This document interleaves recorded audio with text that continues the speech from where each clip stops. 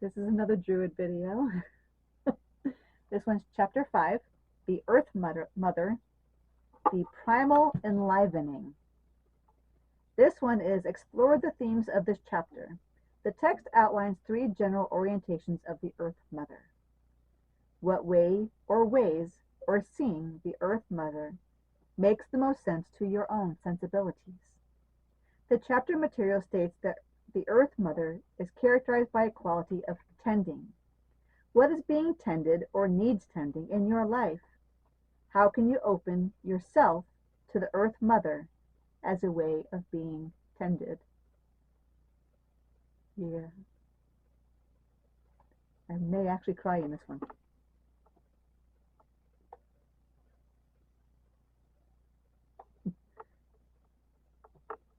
First off, I was quite shocked to see a quote from Wikipedia in the second paragraph of the text. It would have been better to click the links and find the original source of the definition of Mother Goddess. I am intrigued by the next paragraph. Some Renaissance Druids created the idea of Danu as a primal earth. And I put in, why is earth not capitalized? Hello.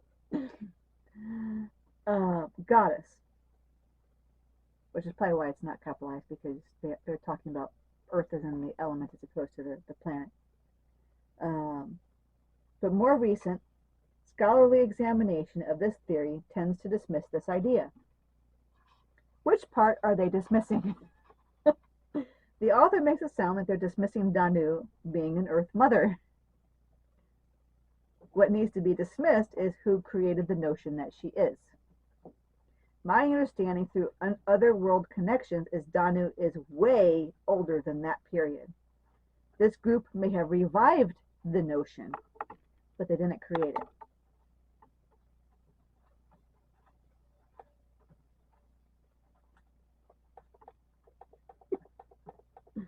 It looks like this Frank McEwen, who they used as a source for the book, has the same notion I do about Earth Mother, though I did balk at first in his description.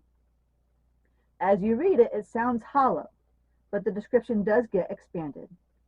Earth Mother is more than just the physical expression of her, just as we are more than the physical expression of us. We are not our bodies.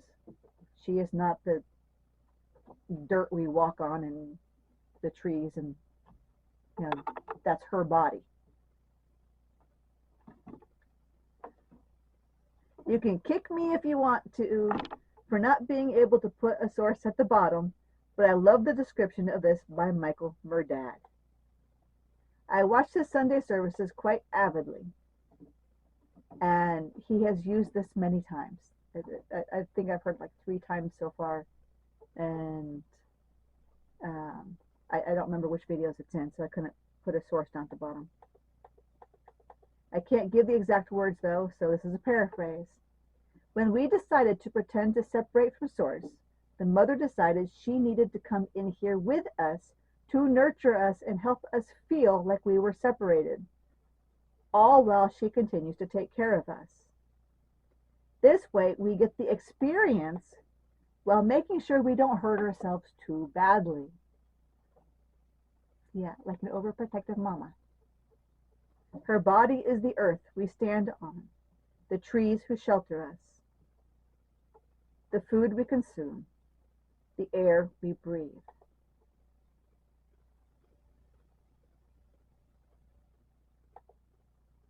Just a second, I missed a comma here. Do you?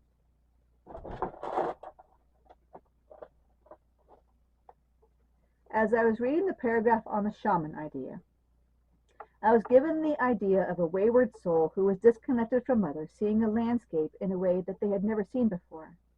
Like an executive used to high rises in the concrete jungle, being in a captivated environment can change a person and spark even a small connection to Mother, which can grow over time. The Tao or Chi philosophy is quite interesting, because it would mean humans are also non-dualistic, because we are also body and spirit at the same time. We believe we are dualistic because of the dreaming, the belief we are separate.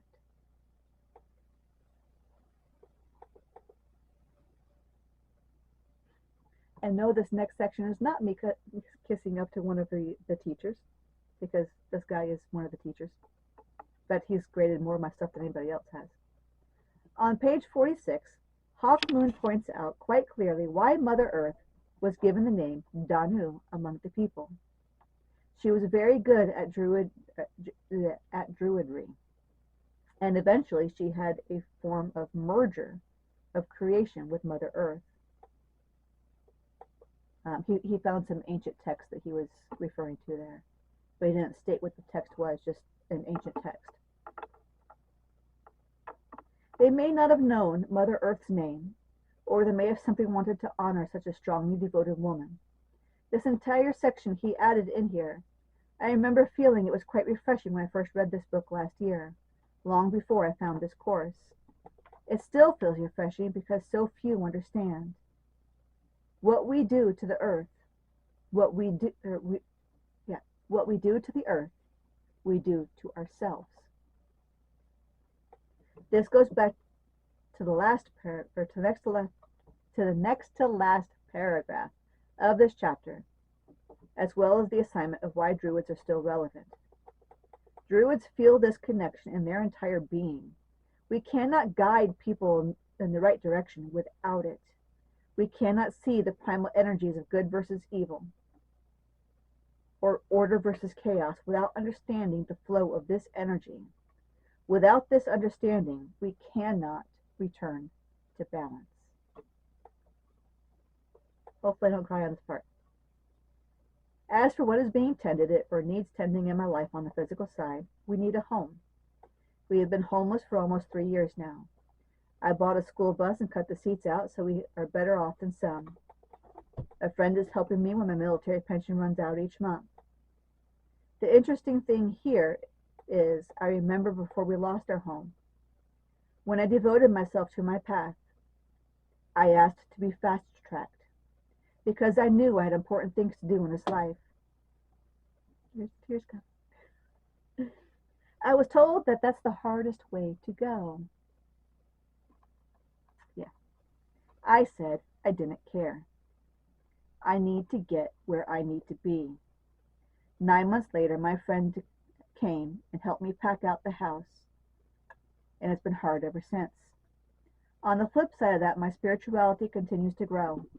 I know things will be changing soon.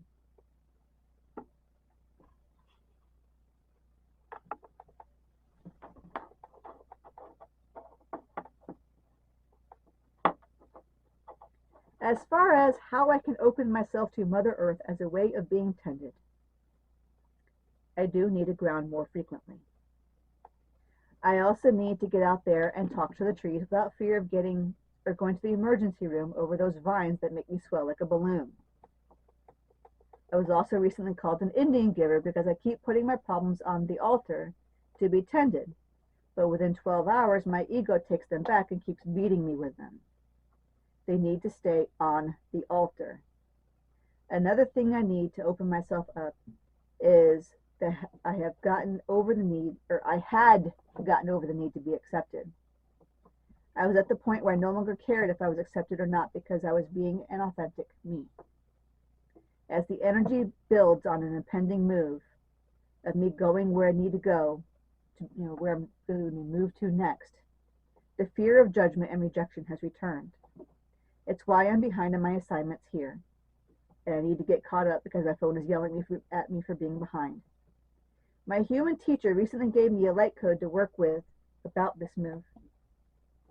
She said I was being resistant, but at the time I wasn't at all, and it was very confusing, right? Why would I be resistant to getting out of here? That was my biggest question. Why would I resist getting out of here? As the energy builds, and I know it gets closer, I am being resistant because I'm afraid I will be rejected by those who should never do so.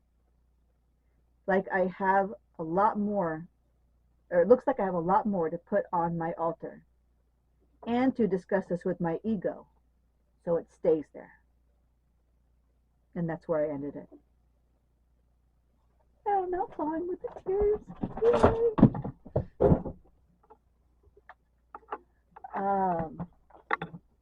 I was going to make a comment and I forgot what it was already. Let me see if I can remember really quick.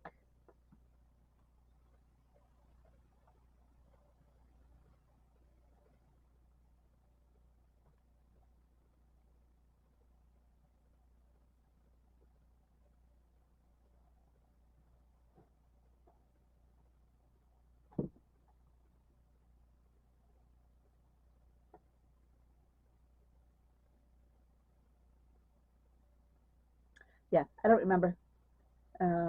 It got lost in my continuing through the text. So, thank you for watching.